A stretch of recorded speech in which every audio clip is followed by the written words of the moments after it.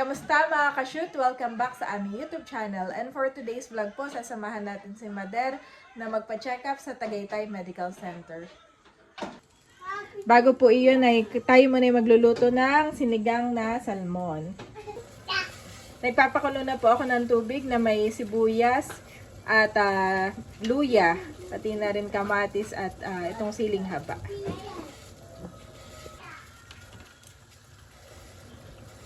Lalagay ko na po itong ating isda. Ayan.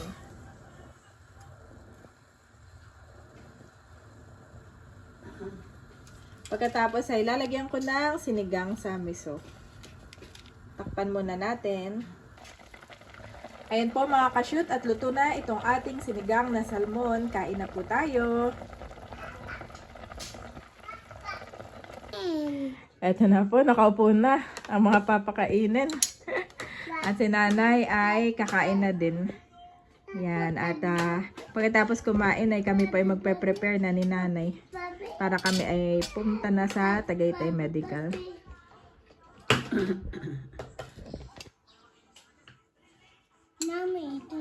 Yan po ang sinigang. At birthday nga pala ngayon ni Tita Seth. Happy birthday Tita Seth. No, hindi yan laruan. Pinag-prepare ko rin po ng bread yung mga kids. Ayan, si Bobby kinakain-kain ni Bobby. Ano isda? Salmon nanay. Kasamahan pa na yung una nating sigang. Pero yan ay puro yung tiyan. Kain po muna tayo. Ayan mga kabeshi, alis po muna ako. Iwan muna ang mga boys. Babay muna Andres. Si nanay po ay nag-toilet lang at itong aming sasakyan. Mama, baka naandyan si Ate Will, may nakakahiya. Wala na. Malis na. Ay, kami po sa Tagaytay Medical Center. Sa TMC po. Oo, TMC po. Bobby, bye-bye! Wait natin si nanay. Yan, sakay na kami ni nanay. Nanay, yung face mask mo po. Narito sa bag. Ito na po si Mader. Biyahin na po kami. Kanina bago kami umalis ng bahay, nag-pray na po kami ni nanay. For safe travel. At si Ma'am Jess po ay taga Verona. Siya na lang po yung aking tinawag. Para hindi na kami arikala sa labas. Ngayon po si Nanay Nida. Naka-face mask na kami parehas. Dala-dala na rin ni Nanay yung kanyang mga documents. At kaya nga po kami ngayon nag-commute dahil si Daddy po ay wala. Today at saka po bukas siya po ay may shoot. Ito kami sa Angel Films.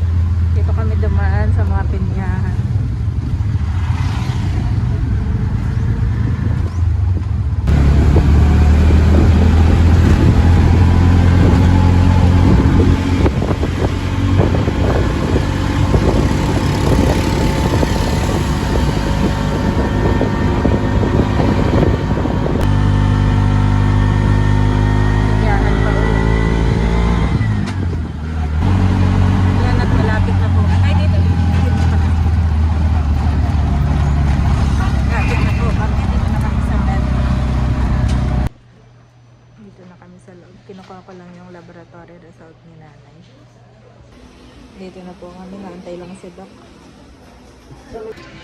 So yun mga kabeshi, bali, bibili ko po muna si Nanay Nida ng gamot sa Mercury. Po ay nakaupo lang muna doon sa ospital at siya po ay babalikan ko na lang. Ayun po ang metro. At ako muna ay pupunta ng Mercury. Maglalakad na lang po muna ako. At kaya pala si Nanay ay masama ang pakiramdam for the past few weeks ay dahil siya daw ay may infection. Kaya binalik ni Doc yung mga iba niyang reseta noon. Good for 1 week para magpalakas. Tapos ay next week, by Wednesday mga kabeshi ay babalik ulit si Nanay doon kay Doc sa kanyang pulmonologist. Para ma-check kung nawala na ba yung plema ni Nanay. So yun, praying na maging okay yung kanyang pakiramdam. At pag si Nanay ay inuuboy talaga masama yung kanyang pakiramdam. Nahihirapan siya talagang kumilos, maglakad. Parang mabilis siyang hingalin. Oh, ang favorite ni na Andres, si Jollibee.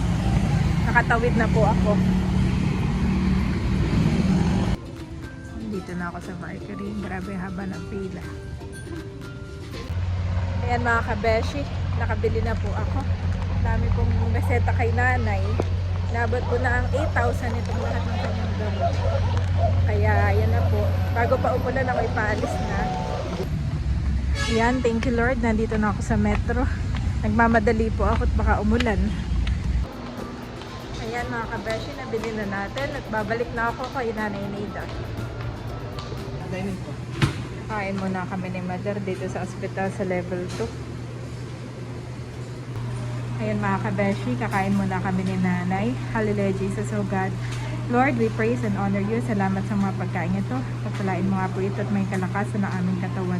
Bigyan po kami ng kagalingan sa aming mga sakit at karamdaman. At ingatan nga po kami hanggang makauwi po kami sa aming tahanan. In Jesus' name, Amen.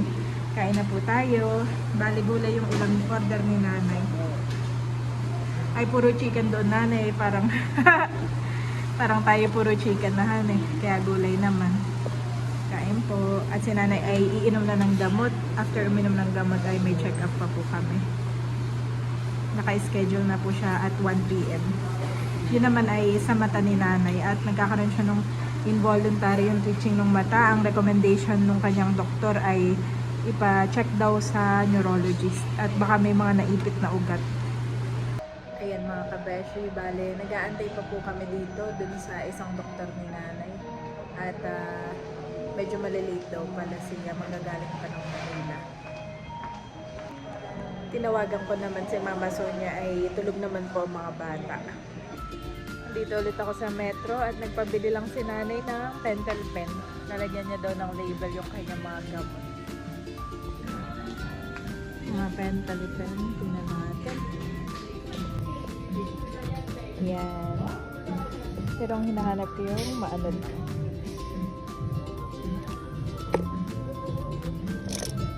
Ito yung ganito lang. Yan. Kakabili na ako ulit ng pentel pen at pabalik na ako kay Nanay. Yan mga kabeshi. Handa na ulit tayo. So yun po mga kabeshi. Tapos na po kaming magpa-check up sa neurologist po ni Nanay. Bale, yung palang left eye ni Nanay, ang diagnosis ni Doc ay hermafacial spasm. At sabi ni Doc, makukuha daw iyon sa Botox. Yan. Kaya lang hindi alam ni Doc kung bagay may ibang sakit si Nanay, kaya kailangan muna niya magpa-CT scan. Bukod sa CT scan ay nagreseta rin si Doc na pwedeng inumin ni Nanay. Sana daw ay makuha sa gamot yung hermafacial spasm. Sabi ni Nanay, sana daw madala sa gamot. At chinek up naman si Nanay kanina, ay okay naman lahat. Thank you Lord. Kami po ay susunduin ni Mang Jess yung e-trike na sinakyan namin kanina. Naantay lang po namin siya. Ayan na po si Mang Jess. Yan, thank you po. Okay lang po. Sa UP ako kanina nung nakita ko yung text. Okay lang po, no problem. Salamat. Yan mga kabeshi, kami po ay sinundo na at kami pa uwi na. Thank you, Lord.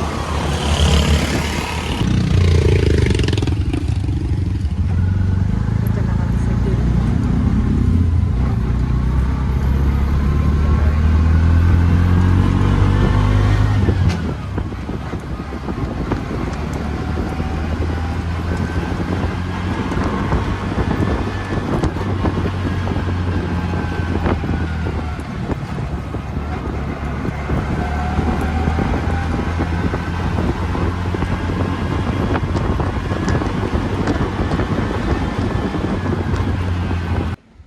So yun mga kabeshi, nandito na po kami sa bahay. Thank you, Lord. At nakalock siguro tulog ang mga bata. But I will restore you to health and heal your wounds, declares the Lord, because you are called an outcast, Zion for whom no one cares. Jeremiah 30:17-19.